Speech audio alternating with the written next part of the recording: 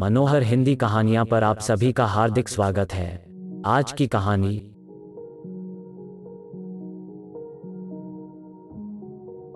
जलपा, ए जलपा, कहाँ हो तुम?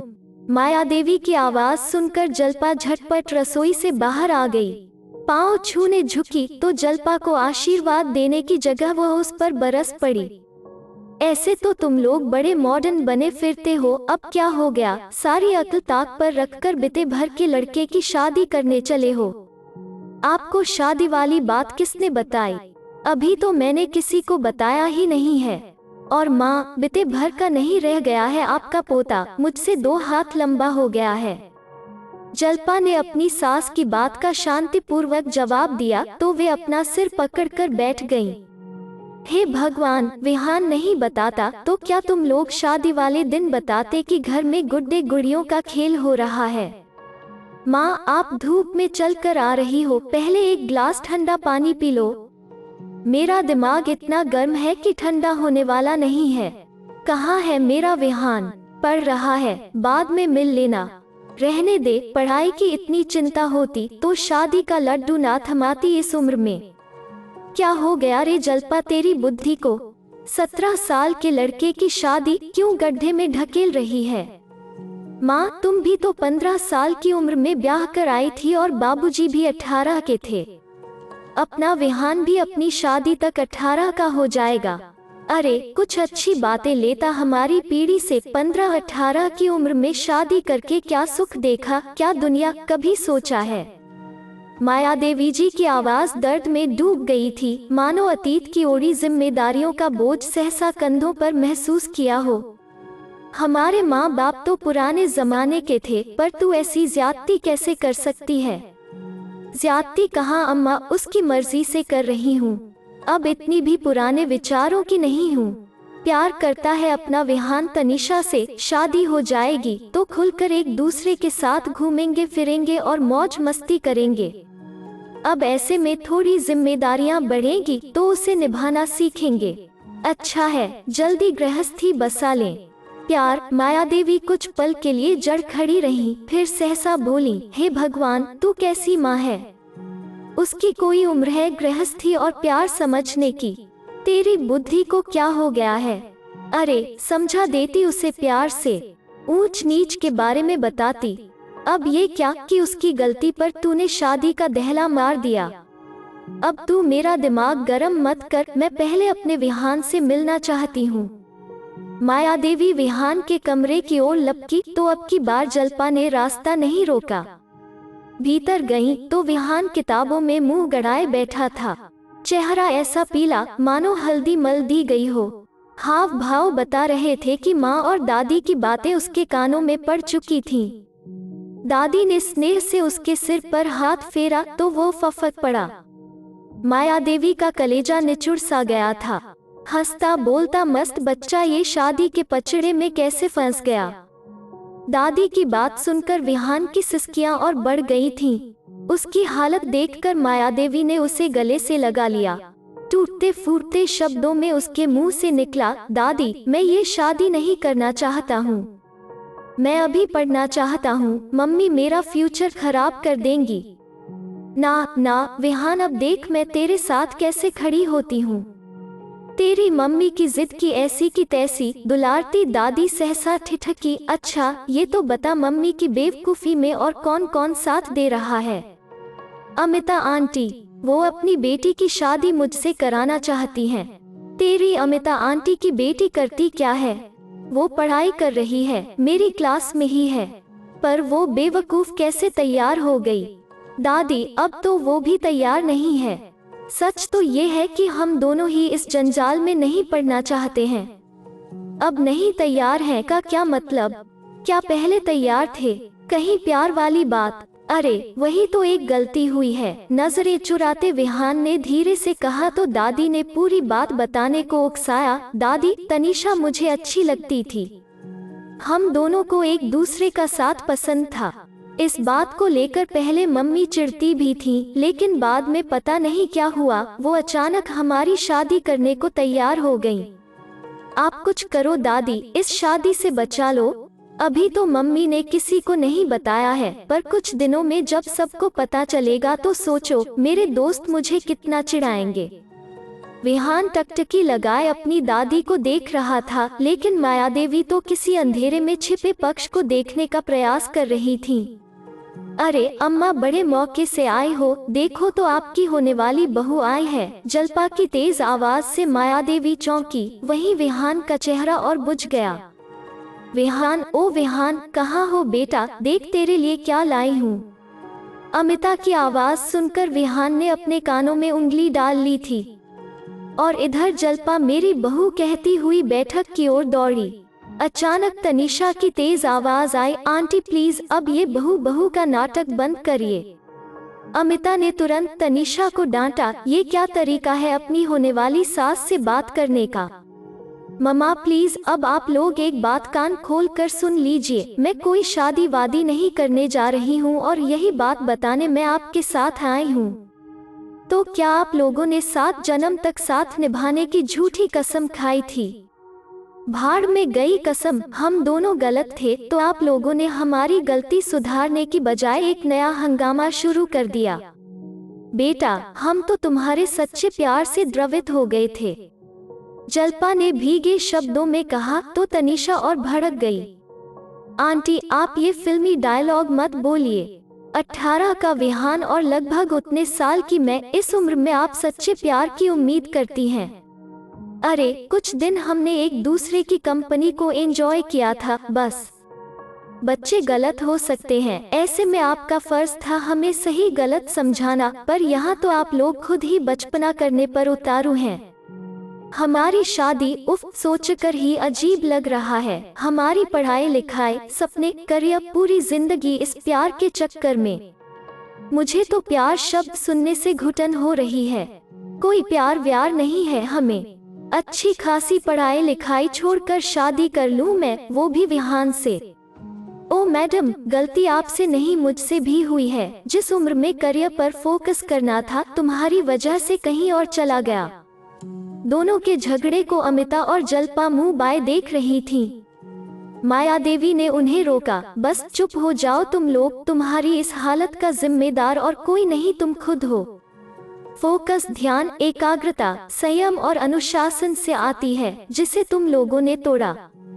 दादी की बात से छाई चुप्पी को विहान ने तोड़ा। दादी, इससे पहले कि मम्मी और आंटी हमारी जगह साई कराएं, इस किस्से को यही खत्म कर दो। इसका मतलब है तुम दोनों दुनिया वालों की वजह से अलग होना चाहते हो? नहीं दादी, हम अपने अच्छे फ्यूचर के लिए अलग होना चाहते हैं। अब तो बस आप लोग हमें एग्जाम की तैयारी करने दीजिए। इस चक्कर में वैसे ही बहुत समय बर्बाद हो गया है। विहान की बात से सहमत तनीषा तुरंत बोली, अब 10 साल तक मुझे मेरे करियर को शेप देने के लिए छोड़ दो। मुझे मेडिकल के लिए तैयारी करनी होगी। सच, बड़ा खराब चक्कर है ये प्यार व्यार। तनीषा चुप हुई तो अमिता कुछ सोचते हुए बोली, जल्पा, अगर बच्चों की यही मर्जी है तो हम कुछ दिन और।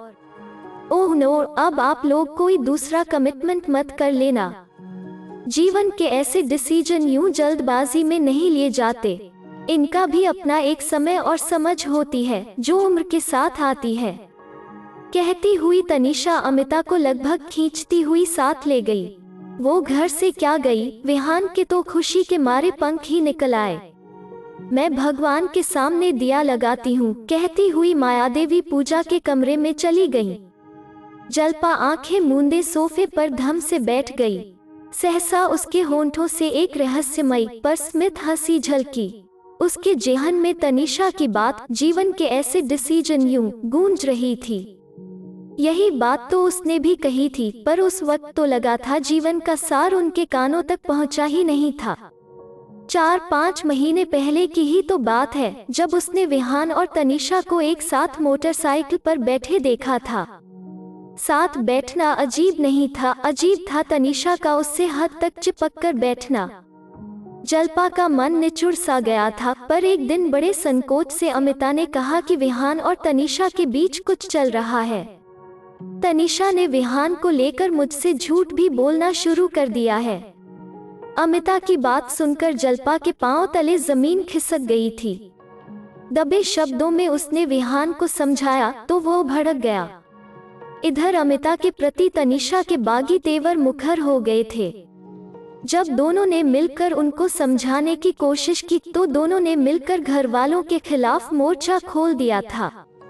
पढ़ाई लिखाई ताक पर रखकर एक दूसरे का साथ निभाने की घोषणा कर दी। उनका जोश दूध के उफान की तरह अपनी उठान पर था कि तभी जल्पा ने अचानक दोनों की शादी की पेशकश की, जिसे अमिता ने मंजूरी दे दी। विहान और तनिषा के बागी तेवर सहसा मन पड़ने लगे। यकायक उलझन में पड़े कुम्हलाने लगे। अब ना तो फोन पर लंबी बातें होती, ना ही आपस में मैसेज का आदान प्रदान होता। मिलना जुलना भी लगभग बंद था। दोनों अपने कमरों में किताबों में मुंह घुसाए नजर आते। अब वे एक दूसरे का नाम सुनकर चिढ़ने लगे थे। अमिता कहती भी थी कि विहान के साथ घूम आओ तो तनिषा चिढ़ जाती। कमोबेश यही स्थिति विहान की भी थी और आज विस्फोट ही हो गया। एक दूसरे से रिश्ता तोड़कर वो एक दूसरे को देखना भी गंवारा नहीं कर रहे थे। विचारों में खोई जल्पा की तंद्रा विहान ने भंग की। मम्मी, मैं दिलीप सर के पास मैथ्स पढ़ने जा रहा हूँ। आज से एक्स्ट्रा कोचिंग लूंगा। कहता हुआ वो तेजी से बाहर चला गया। दरवाजा बंद कर वो पलटी ही थी कि मायादेवी चाय की ट्रे पकड़े खड़ी थीं। अच्छा, अब चाय पी ले, इस दिन के लिए बड़ी मेहनत की है तुमने, वे धीमे से मुस्काईं। तो जल्पा ठठाकर हंस पड़ी। अम्मा, आपने जान लिया था कि हम। अरे, ये बाल धूप की सफेदी नहीं लिए हैं। सच बताऊं, जब विहान ने शादी वाली बात बताई तो तू मुझे सिरफिरी लगी। सुशांत से बात की तो वो भी तेरा समर्थन कर रहा था। तब तो मैंने अपना माथा ठोक लिया। विहान के दादा एक हफ्ते के लिए गांव गए थे। मुझसे तो उनके आने तक सब्र भी नहीं हुआ, सो अकेली ही चली आई। यहाँ जब शादी का कारण पता चला तो माथा ठनका। विहान से बात करते ही तेरी योजना का अंदाजा हुआ।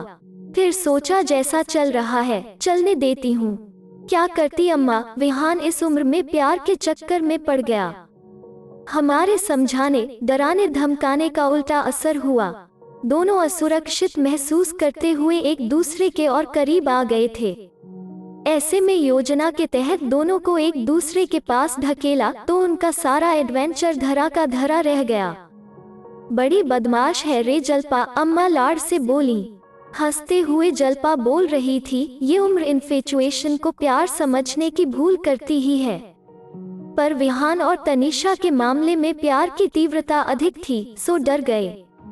मैं अक्सर सोचती थी कि आज की पीढ़ी किताबों पर ज्यादा निर्भर है, पर मनोवैज्ञानिक तरीके से हल हुआ मामला काबिले तारीफ है। मायादेवी की बात सुन जल्पा को मानो कुछ याद आया। अम्मा, आपको याद है जब विहान छोटा था तो मुझे चाय पीते देख गर्म कप को पकड़ने की जिद करता था। एक बार झुंझलाकर मैंने उसकी नर्म हथेली पर चाय का गर्म कप छुआ दिया। उसके बाद वो चाय के कप से दूर ही रहता था। जिम्मेदारी के बोझ को समेटे शादी का लड्डू थामना इनके बस का नहीं था, ये मैं जानती थी, पर इस योजना में भी खतरा कम नहीं था। डर लगा रहता था कि दोनों विवाह के लिए राजी ना हो जाएं। ऐसा मुमकिन नहीं। गर्लफ्रेंड को मोटरसाइकिल पर बैठाने से शान बढ़ती है, पर इस उम्र में बीवी को बैठाकर घुमाने की बात ना। आखिर विहान को दोस्त बिरादरी में मुंह दिखाना है या नहीं? मायादेवी के कहने के ढंग से जल्पा हंस पड़ी थी। सुशांत घर आए तो आज का सारा किस्सा पता चला। वे भी योजना के सफल अंत पर अपनी टिप्पणी दे रहे थे कि आग से खेलने की जिद करते बच्चों को आग के पास ले जाना जरूरी होता है, ताकि आँच का अंदाजा लगाकर आने वाले खतरे को समझें। जो हुआ सो हुआ, अब इस घर में विहान की पढ़ाई के अलावा और कोई बात नहीं होगी। मायादेवी एक हफ्ता रुककर विहान के पढ़ाई के प्रति समर्पण और एकाग्रता को देख उसे ढेरों शुभकामनाएं देकर वापस चली गई थीं। इसी बीच अमिता ने फोन पर बताया कि तनिषा ने विहान के नाम से तौबा कर ली है। वो पूरी तरह से अपनी पढ़ाई पर ध्यान केंद्रित कर रही है। जो बच्चे कल तक अपने वर्तमान और भविष्य के साथ खेल रहे थे, वो अपने आज और उज्जवल कल के प्रति पूरी तरह समर्पित थे। और उनका साथ देने के लिए हर पल प्रहरी की तरह खड़े उनके माता पिता एक बार फिर उन्हें सधे कदमों से चलते देख सुकून से भरे थे। अगर आपको यह वीडियो पसंद आया तो इसे लाइक कीजिए, शेयर कीजिए और इस चैनल को सब्सक्राइब कीजिए। धन्यवाद।